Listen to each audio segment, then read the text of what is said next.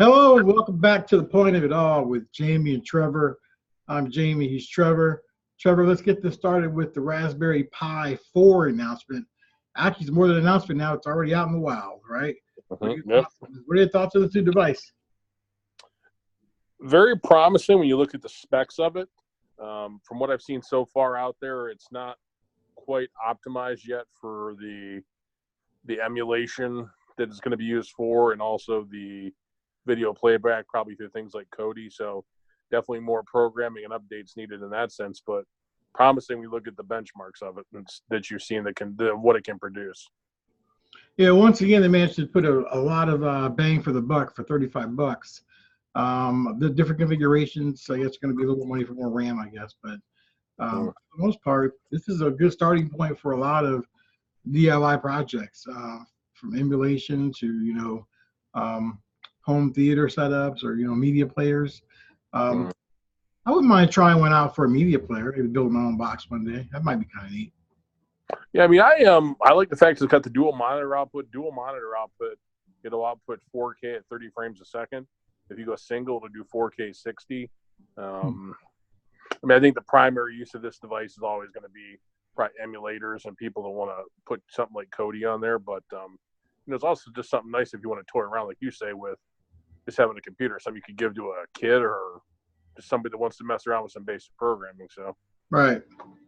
I know we talked about the possibility of a handheld Dolphin emulator at some point, where you're saying the hardware may not be up to par running that kind of software just yet. Yeah, I mean, I think this will be good for things. What I've seen Raspberry Pi good for is things like MAME and the cartridge-based systems. Once you get into PlayStation 1 and Dreamcast, it's probably going to be hit and miss. Same with GameCube, probably the same with Wii. Very few, if anything, will really run on it. So, but definitely anything cartridge-based and MAME, I think you're going to probably be fine with. That's a good point. We've seen Mighty PC still struggle with the Dolphin emulator. So there's no way it's going to run decently on a Raspberry Pi of any sort right now. Maybe 4 or 5 generations from now, we'll see that happen, but not really just yet. So, what if you got one right now? What do you think you'd use it for? What would you do with it? Probably emulators. I mean, that's probably the main thing. And honestly, if you want to use it for emulators right now, you'd be further just to stick with the 3. You probably got 6 months down the road to look at before you start to see how it's going to be working with with the new Retro Pi and things like that. So it'll be interesting to see how that stuff updates. RetroArch and all that can run on there. So it'll be interesting to see what they do with it down the road. It's a hacker's dream, I guess, or a programmer, a budding programmer. Maybe getting started with programming right now might be kind of neat. So that's a Raspberry Pi. Let's talk about something else, though. Well, what have you been playing lately, man? What's been your what apps are you playing the most of as far as games go?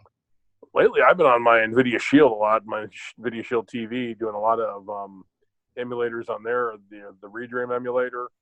Tonight, I was just messing with the Saturn one.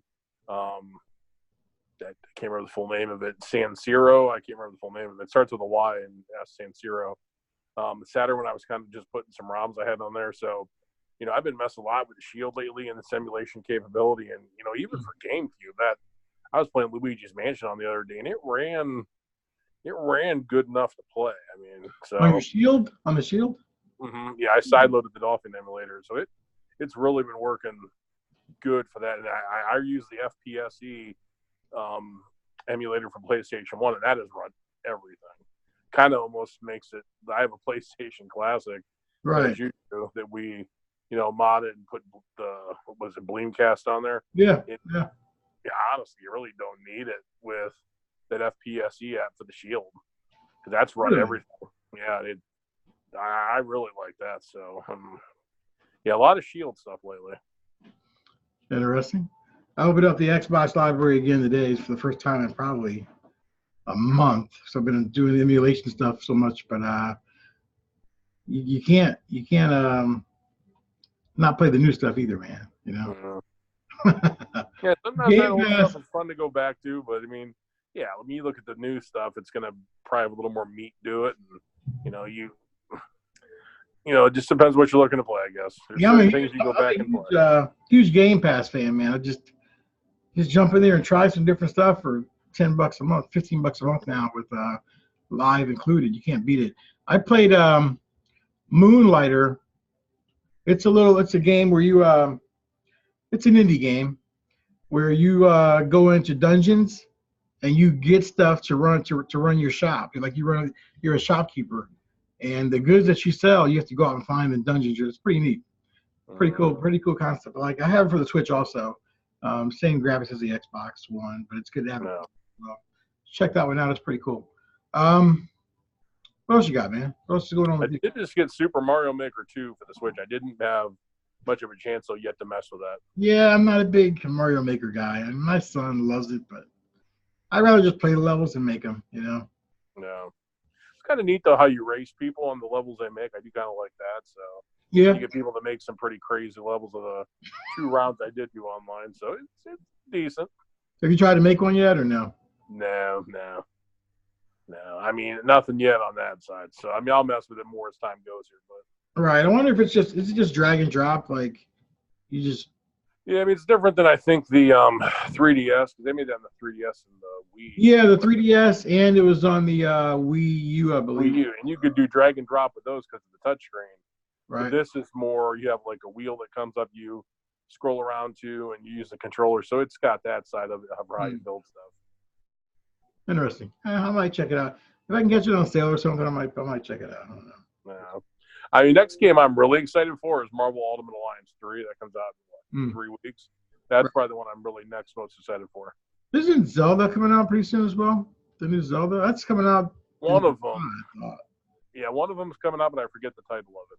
Yeah, it's the Game Boy remake. Yeah. Game Boy remake.